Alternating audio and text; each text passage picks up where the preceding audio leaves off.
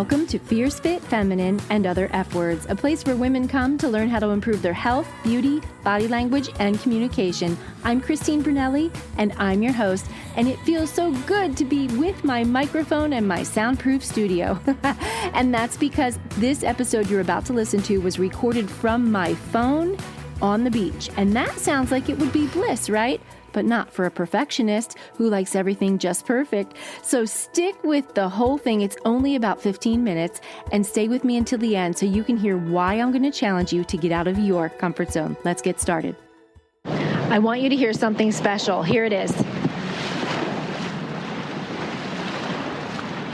Can you hear that? I'm sitting on a rock at the edge of the beach recording this from my phone, from the voice recording app on my phone. I've never done an episode like this before. I know other people have, and I'm doing it for a reason. I'm doing it because I'm going to be challenging you to do something that gets you out of your comfort zone. And you might think, well, that's not hard. Anybody could do that. Well, you know what? Anybody can do it, but when you're used to a recording studio with soundproof walls and a fancy microphone without any sound in the background distracting, it is out of your comfort zone. This is not something that I know what this is going to sound like. I can't watch the sound bars on my recording, on my computer when I'm recording my podcast. I can watch my voice. I can watch my tone and my pitch all in graphic lines. I can't do any of that with this. So you're getting a real audio. I'm just talking to my phone in front of people. They have no idea if I'm on a phone call. They're probably watching my arms move because I'm very expressive when I talk. And you know what? It's okay. And I want you to know it's okay for you to do something you're not comfortable doing as well.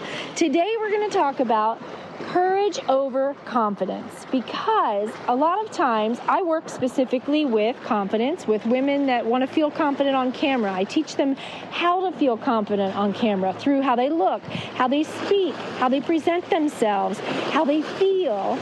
And confidence really doesn't just come because you read a whole bunch of information about how to do something.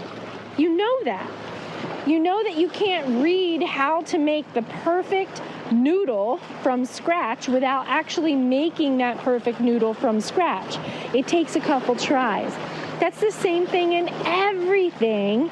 And even with this podcast, I am considering taking it to YouTube. Actually, I know it needs, whoa, that was a big wave.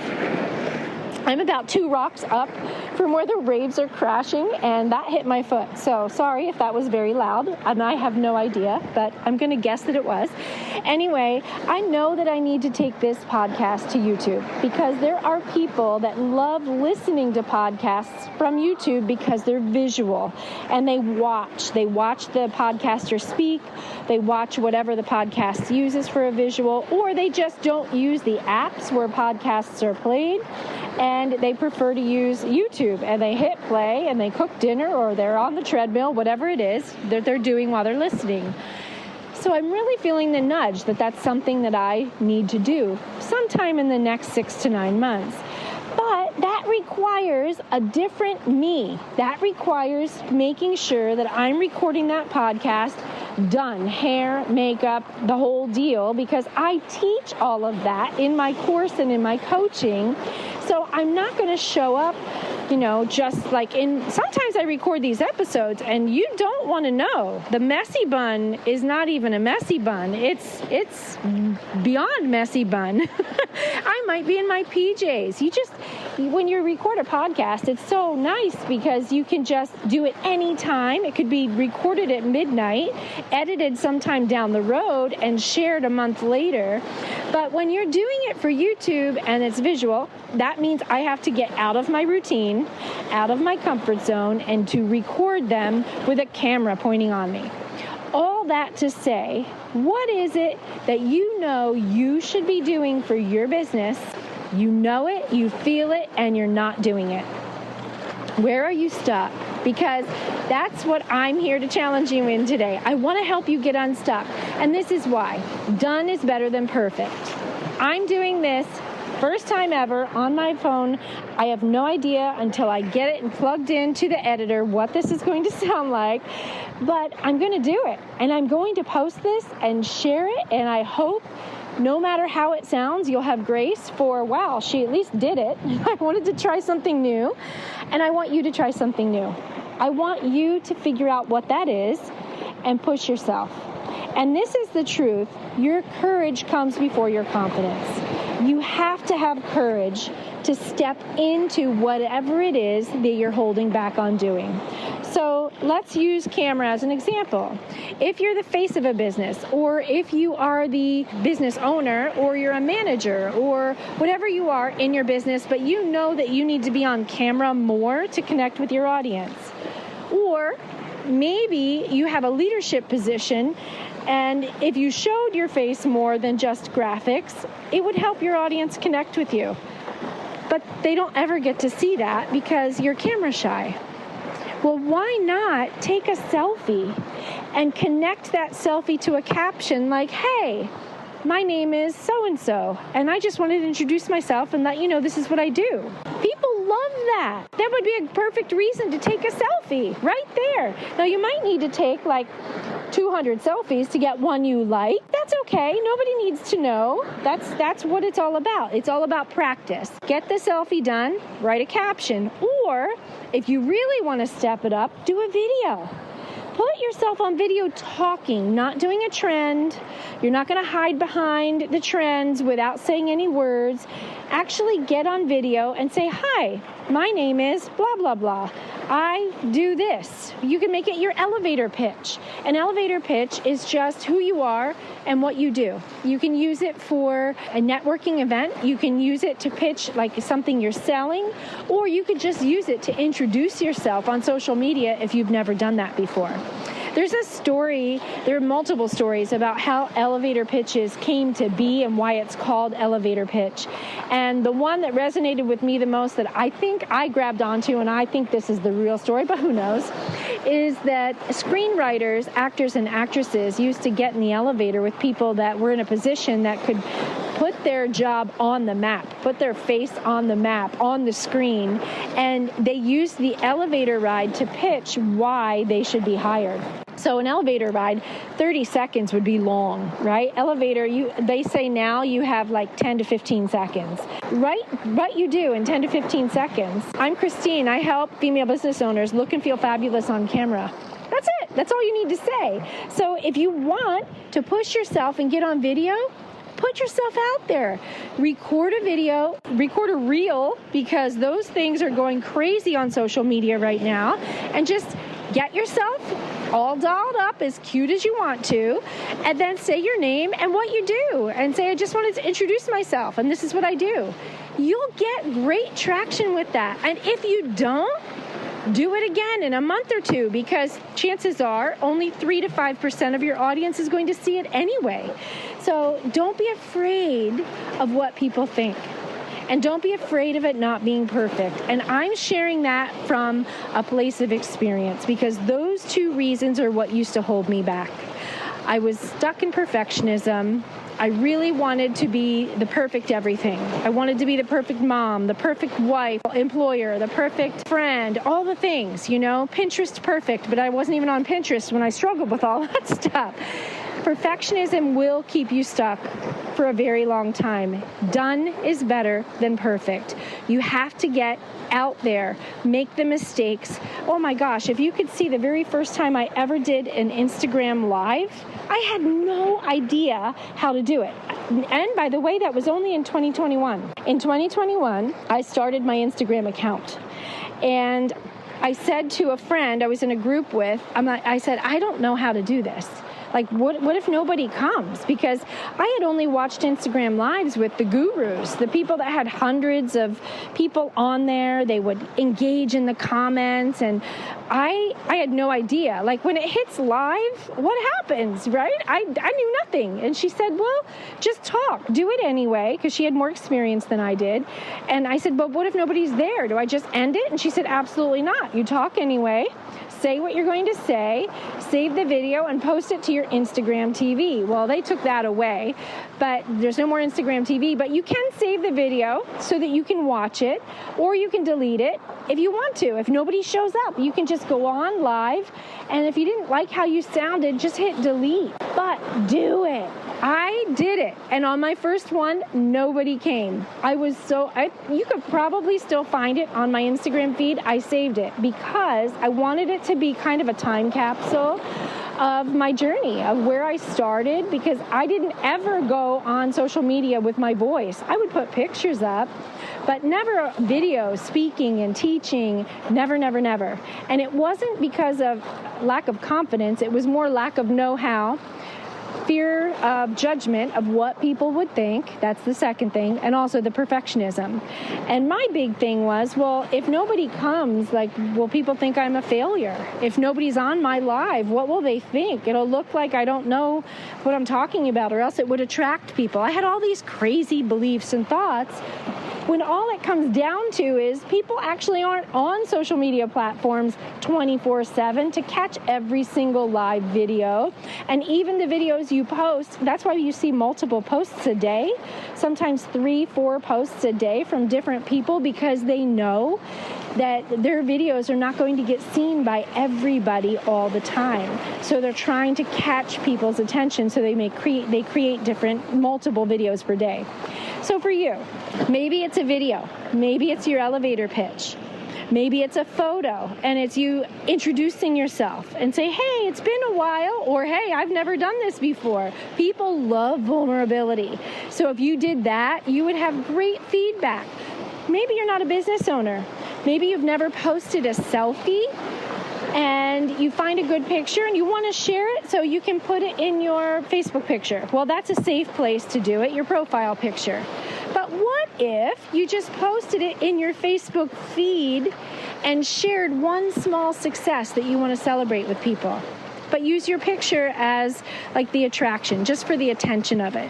There's something about a woman who feels confident in a picture of herself when she shares it. To me, I think it's amazing. I love it. I don't look at that as narcissism or, she's full of herself. If it's connected to growth, personal development, happiness, anything like that, the joy in the journey, that's not to garner attention.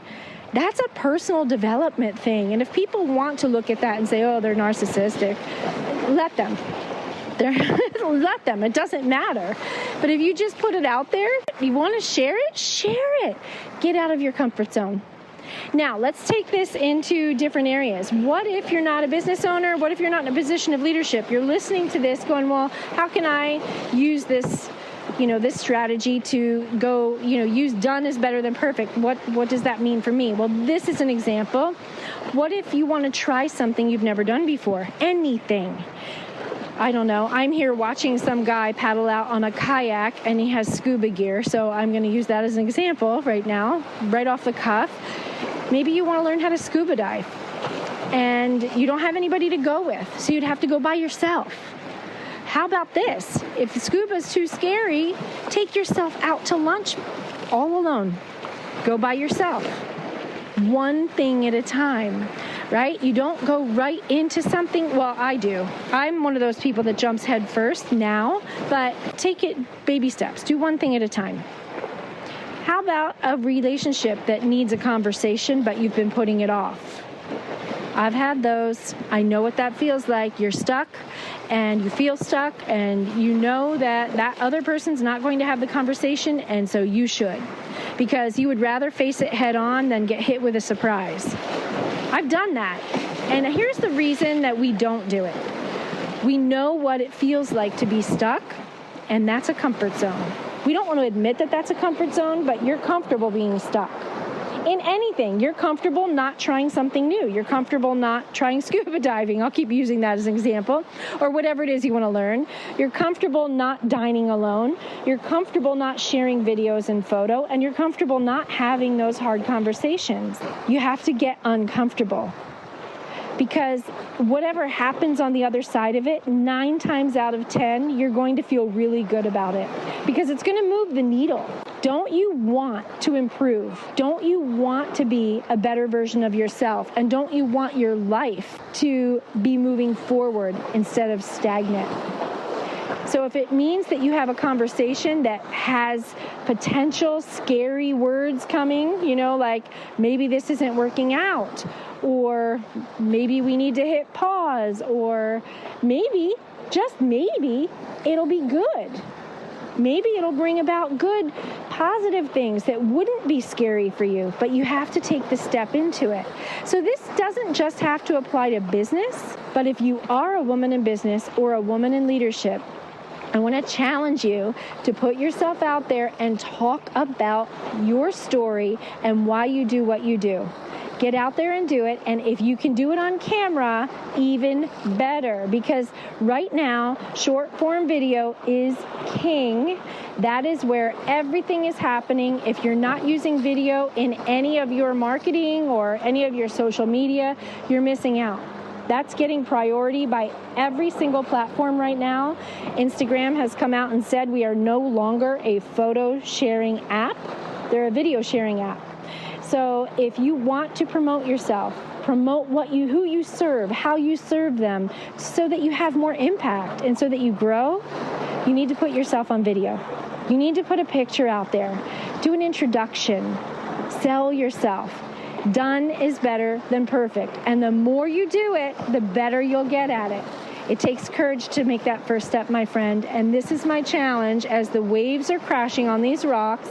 And I have no idea how the sound is coming through on this recording. I'm doing it along with you. So get out there, challenge yourself. That's my message for you today. See you next time. You have no idea, as a recovering perfectionist, how difficult it is for me to allow this episode with the beach waves rolling behind me to go right up on my podcast. I really wanted to re-record it from my car on my phone and say, hey, I'm on my phone instead of in my studio, because you would have never known the difference. But I want to put myself in the same position that I'm asking you to be. I'm challenging you as a business owner or woman of influence to put yourself out there on camera, whether that's a still shot or a video, if you're camera shy. And if you are on camera but you're not using your voice, I'm going to push you. I want you to use your voice, introduce yourself, pitch yourself. I did something that is uncomfortable for me, allowing an imperfect sound episode with waves, and my voice was weird, and because I was projecting, trying to be over the waves because it was so loud. It's just so hard for me. But I did it because I'll never ask anyone to do something I'm not willing to do myself. I have to operate from a place of authenticity, and I'm challenging you to put yourself out there, and I'm going to put myself out there where I need to be challenged in my own ways right next to you. Now, if you are like, heck no, not doing it, I feel terrible on camera, I don't like my voice, I don't know what to say, I don't know how to do it, I've got you. Did you know, I don't know if you've been with me listening to previous episodes, my Facebook picture a long time ago used to be of my dog. And then it was of a bumblebee on a flower. Fast forward several years later, after opening a beauty salon and working with photographers, I learned how to get comfortable with the lens pointing at me, because we worked in special events and got women camera ready for their special events. So I'm launching a brand new program this fall with you in mind to help you get to the place where you can have a camera on you no matter what, where you're going to feel very confident. You're going to look and feel fabulous. And when I say look and feel, that's because we are going to do all of it. The lighting, the sound, all that little techie stuff. We're going to do your body language. We're going to talk about your voice. We're going to talk about your hair, your makeup, your outfits, your accessories, all of it. And if you want to get on the wait list, there is a link in the show notes. All you have to do is go right after this episode, go right to the show notes, tap that link, put in your name, and you're instantly on the wait list. Wait list just means you're having access to information as it's being released. This course begins in October. I will be offering live coaching, live feedback, one-on-one on video, where you'll get your questions answered. And don't worry, if you can't be there live, you'll get the replay. You get to do this course from your own home at your own time, whenever it works, in whatever time zone you live in. I would love to partner with you to help you look and feel more confident on camera so that you can have more impact in whatever area you serve. So go to the show notes, hit the checklist, and you're instantly added. If you're not subscribed, don't forget to hit subscribe so that you get notified next time I release a new episode. And until then, my friend, have a fierce, fit, feminine, and fabulous day.